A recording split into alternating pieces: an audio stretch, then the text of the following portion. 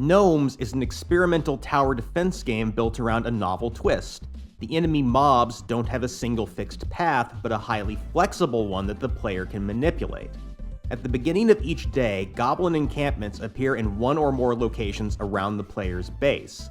The player's goal is to fend them off by hiring gnomes, this game's equivalent of towers, save that they can be freely repositioned. Goblins head for the base via the shortest possible route, but they will reroute if their initial path is blocked. And this is the core of the game's strategy. By carefully placing gnomes and buildings, the player can force the goblins to take a long, perilous route through ambushes and obstacles. Because the enemy spawners appear in different locations on each day, it isn't always possible to create a single bottleneck, particularly towards the end of each run when there can be well over a dozen widely dispersed spawners per day. Flexibility is critical to success. Since the player's offense isn't locked to the spot as in most TDs, it's easy to change the defensive line in response to a new threat.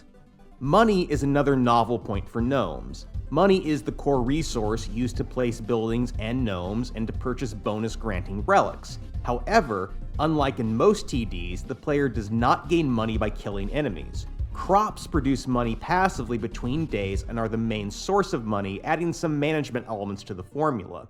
These crops need to be protected, as goblins can trample and destroy them as they march toward the base. It's important to control their routes to avoid damaging anything that might yield revenue. Given how much Gnomes deviates from the usual TD formula, it's remarkable how easy it is to pick up on strategies.